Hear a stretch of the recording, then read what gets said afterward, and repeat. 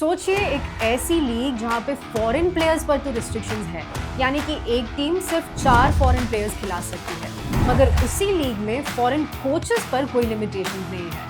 I mean, isn't this on the face hypocrisy? IPL 2026 में जहाँ सभी टीम्स के कैप्टन्स तो इंडियन है, वहाँ सिर्फ 3 ही टीम्स के हेड कोचेस इंडियन हैं, बाकी की 7 टीम्स के पास फॉरेन कोचेस हैं। I mean, is this league just for players?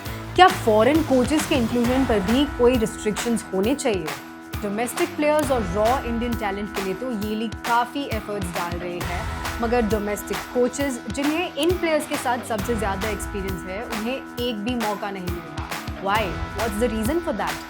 Why is the IPL dominated by foreign coaches? And will the Indian coaches finally get the recognition they truly deserve? Let's find out in today's video. 10 teams, 3 Indian head coaches. It feels similar to the 2008 season. सिर्फ इतना ही नहीं, अगर हम coaching setup भी देखें तो काफ़ी teams में इंडियन कोचेस का इन्वॉल्वमेंट ना के बराबर है। इनफैक्ट मुंबई, पंजाब, चेन्नई जैसी बड़ी टीम्स में भी डोमिनेंस फॉरेन कोचेस का ही है।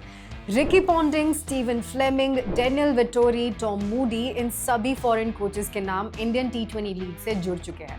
लेकिन अगर मैं आपसे इंडियन कोचेस के नाम पूछूं तो क्या आप बता पाओगे? वेल, 2020 IPL सीजन में अनिल कुंबले ने कहा था कि वो और भी इंडियन कोचेस देखना चाहते हैं इस इंडियन T20 लीग में। He believes that there's a lot more potential in Indian domestic coaches. और बात एक्चुअली सही भी थी। It seems a bit unfair कि इंडियन डोमेस्टिक कोचेस को इतना मौका नहीं मिल रहा।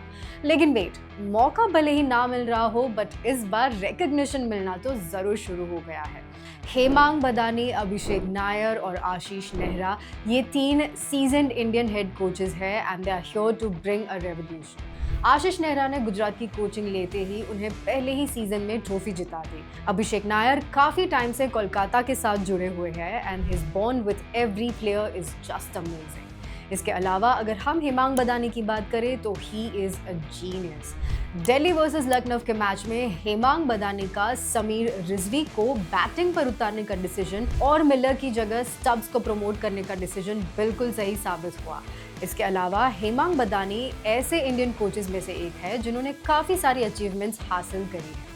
TNPL में कई ट्रॉफीज जिताई है, IL T20 और SA20 में भी उनका कोचिंग एक्सपीरियंस काफ़ी अच्छा रहा है। दूसरे भी इंडियन कोचेस जैसे कि विक्रम राठौड़, भरत अरुण और श्रीधरन श्रीराम अलग अलग टीम्स के साथ जुड़े हुए हैं एंड उनका इम्पोर्टेंस भी किसी हेड कोच से कम नहीं है। और देखा जाए तो एक बात ये भी है कि इंडियन कोचेस ने IPL में खेलने वाले यंगस्टर्स की स्टोरी काफ़ी क्लोज से देखी होती है। वो उनसे रिलेट कर पाते हैं और यंगस्टर्स के साथ एक अच्छा एनवायरनमेंट भी क्रिएट कर सकते हैं। सो यस, जिस तरह से इंडियन यंग टैलेंट को ग्लोबल रिकग्निशन मिल रहा है, उसी तरह इंडियन कोचेस को भी ये रिकग्निशन मिल सकता है। इनफैक्ट हेमांग बदानी का तो ये भी कहना है कि जब ब्रेंडन मैकलम न्यूजीलैंड के होके इंग्लैंड टीम को कोच कर रहे हैं, तो फ्यूचर में इंडियन कोच भी किसी इंटरनेशनल टीम को कोच ज़रूर कर सकते हैं। सिर्फ इतना ही नहीं, ऐसा भी हो सकता है कि इंडियन T20 लीग की 10 की 10 टीम्स में हमें कैप्टन्स की तरह इंडियन हेड कोचेस देखने को मिले। What do you guys think? Let us know in the comments below.